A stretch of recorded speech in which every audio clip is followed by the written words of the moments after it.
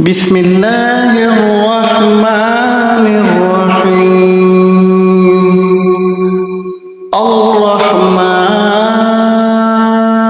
الرحمن علم القرآن خلق الإنسان علمه البيان الشمس والقمر بحسبان والنجم والشجر يسجدان والسماء رفعها ووضع الميزان ألا تطغوا في الميزان وأقيموا الوزن بالقسط ولا تخسروا الميزان والأرض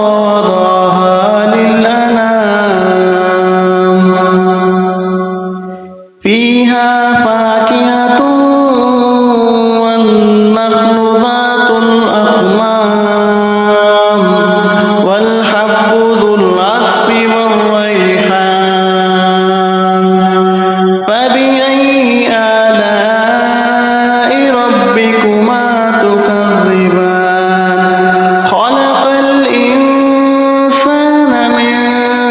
صلصال وخلق الجن من مارج من نار فبأي آلاء ربكما تكذبان رب المشرقين ورب المغربين فبأي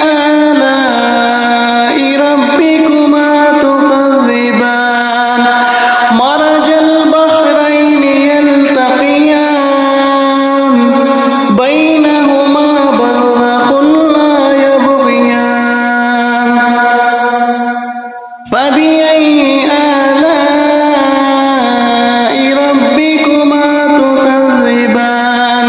يخرج منهما اللؤلؤ والمرجان فبأي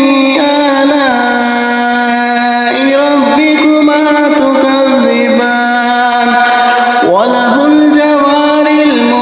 المنشآت في البحر كالأعلام فبأي آلاء ربكما تكذبان كل من عليها فان ويبقى وجه ربك ذو الجلال والإكرام ويبقى وجه ربك ذو الجلال والإكرام فبأي آلاء ربكما تكذبان يسأله من في السماوات والأرض كل يوم هو في شأن فبأي آلاء ربكما تكذبان سنفرغ لكم أيها الثقلان فبأي آلاء ربكما تكذبان يا معشر الجن والإنس إن استطعتم أن تنفذوا من أقطار السماوات والأرض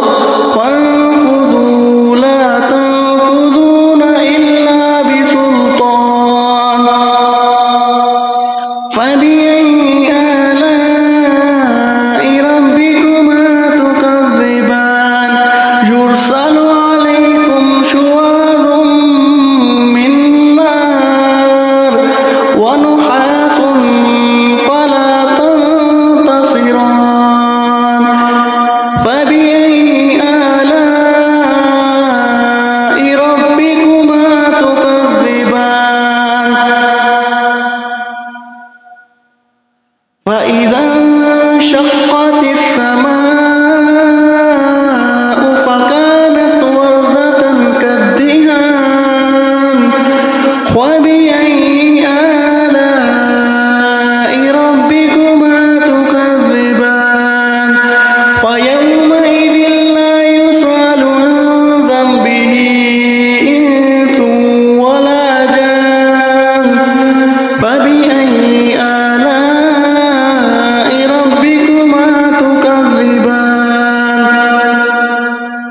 يعرف المجرمون بسيماهم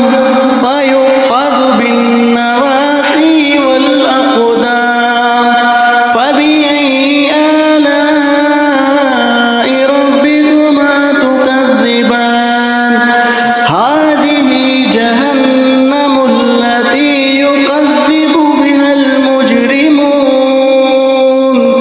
يطوفون بينها وبين حميم آن فبأي آلاء ربكما تكذبان